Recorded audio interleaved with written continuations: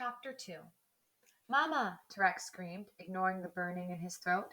Even if his mother had shouted back, he wouldn't have been able to hear her. The ringing in his eyes yo-yoed up and down. All other sounds were muffled and lost. His blacked out vision slowly transitioned to a blurry haze of grayish mist, and he watched as black snowflakes floated down from the sky. Too scared to move, all he could do was scream again, hoping someone, anyone, would hear him. His vibrating body was camouflaged in the rubble. The dust from the bombed out apartment building had formed a thick layer on his skin, except for the paths down his cheeks, washed clean by his tears. His shouting turned to silent sobs as he tried, with trembling hands, to lift the slab of concrete from his stomach. He grappled hold of the kitchen wall that had pinned him to the floor, but he couldn't muster the strength to push it off. Terror ripped through his body, burning his insides. Any ripples of strength he had left were used for his wails. But even those had weakened. Turek had never cried like this before. He'd only seen these types of tears in the movies or on television newscasts and in his worst nightmares. Mama! Baba! His frail voice trembled before fading out completely. Waking up in bed, Turek wondered now if it was all just another nightmare. He ripped off the thick blanket soaked in sweat and stumbled to the dresser, pulling out a mirror to examine his reflection. He couldn't see any scratches or bruises and didn't feel any soreness except for a little twisting pain in his stomach. Surely, he believed, it was from the trauma in his sleep. He studied the beads of sweat on his forehead and the dark patches underneath his blue eyes. He finally took in a steady breath, relieved that it was just another bad dream. He'd been having a lot of them lately.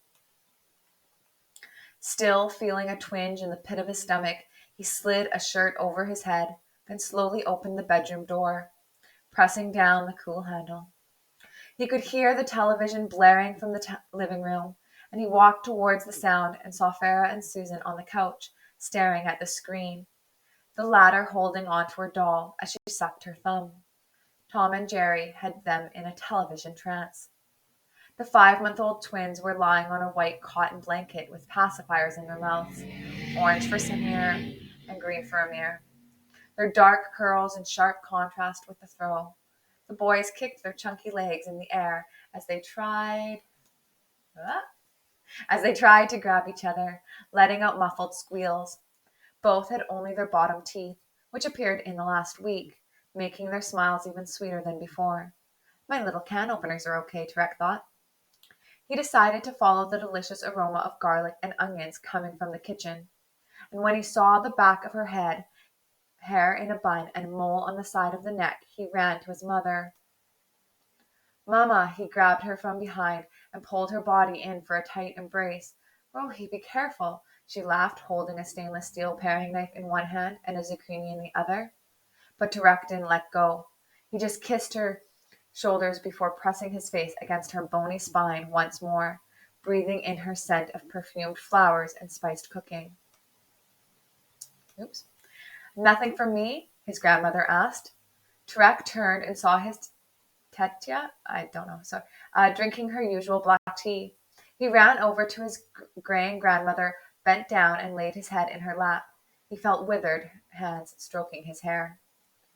What has got into you, a uni? I love the attention, but I want to make sure you're feeling well. His mother was still smiling as she continued to scrape out the inside of the zucchini. You don't have a fever, do you? No, Mama. I'm just so happy to see you, he muttered as the rubble from his dreams flashed in his mind. He could again taste the fear of being separated from her. He walked over and pecked her cheek, thankful she was here and that he could still breathe her in.